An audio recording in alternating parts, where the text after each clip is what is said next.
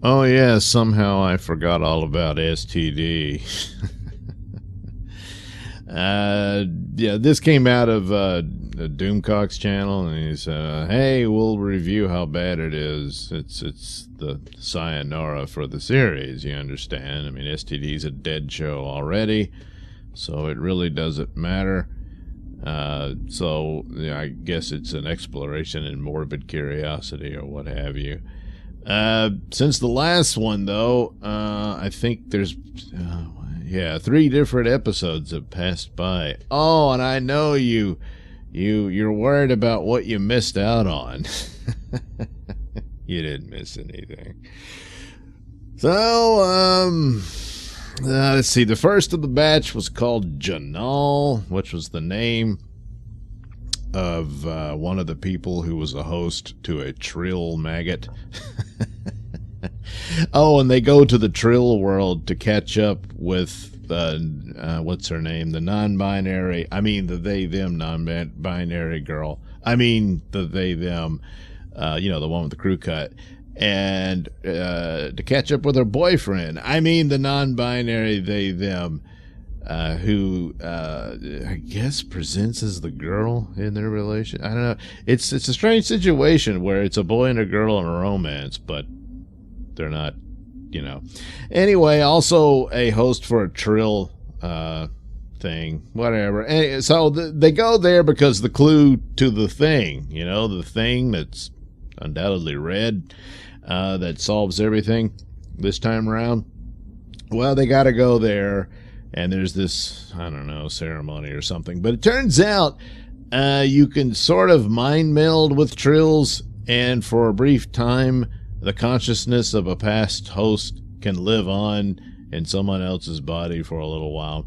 So they picked the doctor to do this. And it's interesting because this actually gave Wilson Cruz a chance to act for the first time on the show. And when he's not being a bigoted maniac online, he's just being a token pawn like the rest of the cast, So, go along to get along. And but he actually gets to play another personality here. And Burnham and Book, her boyfriend, have got to go find the thing, which is being guarded by these giant sometimes invisible bugs. And they got to have a fight with that. And that's probably the only high point of the show. There's 2 other stories going on. I mean, obviously the reunion for the non-binaries. And then there's Tilly and the Commander. And the Commander is a no-nonsense, by-the-book military guy. Well, Tilly had to dress him down and explain to him that Starship Discovery is a nursery. That's daycare. So that military stuff, just throw that out the window. And at the end, he kind of had to smirk and think, wow, she's right. So, back to the bugs and stuff. The battle is going bad for him. And then suddenly Burnham had to remind Book that he has, Dr. Doolittle powers. He can talk to creatures and animals and stuff. So his forehead glows. He talks to the bugs because it turns out the bugs had a nest of eggs there. And so Burnham's like, oh, they're protecting their young. So they decide to put their weapons down, which they can just make disappear now, and said, hey, we meant no harm. And then the bugs are fine with that. So then they're able to get the next clue to, the thing. Meanwhile, they catch up with the doctor possessed by Jinal, the Trill guy. And they said, hey, you knew that would happen. And he said, yeah, you had to pass the test. Well, we could have died. Yeah, and that would have meant you were the wrong ones. Well, how would you know that one of them would be able to communicate with the, yeah. So, anyway, they're all fine with that. And so the Trill conscious fades away, and the doctor's back to his meaningless self. Remember, he died and was, a reasonable facsimile thereof of him was created out of the spore mushrooms and all that. Would have been better if the personality had stayed because he's a mushroom, so it can last longer, and they could use that as an explanation. So it would actually have some personality. Anyway, so there you go. They got the thing, but oh no, the bad guys are hanging around in the Trill Church or whatever it was, and passed a bug, a literal bug on Lieutenant Non-Binary, and them didn't realize the bug was, on their suit.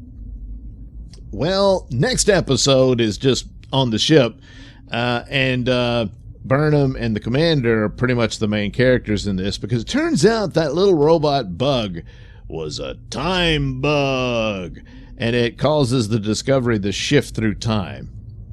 Well, not the Discovery so much as Burnham and the commander, for whatever reason. Yeah, and because Stamets is linked in to the spore drive, he too is conscious of the time jumps. See, and so they jump through different eras of Discovery, and you get to relive moments from the past. Oh yeah, so young Burnham takes on old Burnham. It's pretty bad. They fight and stuff, It's pretty bad. But the big mistake was that she meets young Tilly. Well, yeah, the CGI budget was not there, so Tilly, of course, well, she's grown since then, and it doesn't quite work out. They could have used another character, but they didn't think of that. So the cool robot lady was there for a little while. So that's something. Anyway, Burnham and the commander come to terms with one another. And boy, our styles are really different and all this sort of stuff. But of course, Burnham's the one who hired him. So, ultimately they decided that Burnham is the greatest ever and she's just better than him. So there was that episode. And then the next... the time bug. Yeah, they keep talking about how time travel is illegal because of the temporal time Civil War, or whatever the hell that was. The temporal Cold War. Yet there's time machines all over the place. I mean, if these criminals on the black market could acquire a time machine, yeah, you really stopped temporal wars, huh? Anyway, so the next episode. They follow the Bonnie and Clyde of space to this weird, ever-collapsing wormhole that leads to a pocket dimension. And so Burnham and Book decide to fly in there on Book's ship. The commander says, hey, that's stupid. The captain should be on the ship. He's right, of course. But then a lot of Star Trek, the captain said, screw it, I want to get some air, and goes on an adventure. So it's kind of the same thing here, plus, Burnham wanted to be with Book, But they didn't have time to get anything on because they get in a firefight with the crooks on board the Enterprise. What? Well, this is the Enterprise from the Mirror Universe, and somehow it got stuck here. And apparently the Mirror Universe's version of Saru, I guess, took over the ship and they all escaped or something. It doesn't matter. It's all damaged and stuff. But here again, another on the ship episode. They just borrowed the set from Strange New Worlds and just put the Mirror Universe Empire insignia here and there, and then used the doors from the Mirror Universe. Their design, of course, not the one you saw on the original show. What are you, crazy? No. So they fight and they fight and they fight. And then we get the backstory of the Space Bonnie and Clyde and their little romance. And she beats the shit out of him, and that's how he falls in love with her. And he has to turn against his own people because he's in love with her, and they run away together. But there's a bounty on them, and they're trying to find this super duper pooper scooper secret weapon from the ancient aliens, which is what the plot was of the original thing from Next Generation, which turned out not to be a weapon. It turned out to be the message about where they came from, So probably something similar here, but they just assume that it's a weapon or something of power so they can, defeat their enemies, so that they can go off and be in love and stuff. Yeah. So anyway, of course, everything goes wrong. They have to use the Enterprise because they lose their shuttle or whatever. Or was it? Oh, well, I guess it was a shuttle. It wasn't Book's ship. It doesn't matter. It all looks alike. So they went through the hole, and she had to send a message to the commander, and he's the only one who could figure it out. So they finally gave him something. You know, the rest of them were like, da, da, da. And then he said, just do it. And they did it, and they saved Burnham and Book. Bonnie and Clyde get away again. But now they got that other Enterprise. They're going to go stick it in impound, I guess. But who cares, But, you got to constantly remind the audience that, hey, this is Star Trek. Because everyone's like, this is crap. What is this? And they say, it's Star Trek. And it is? No, it's not.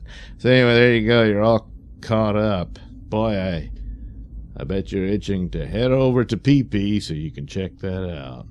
Well, yeah. Anyway, there you go.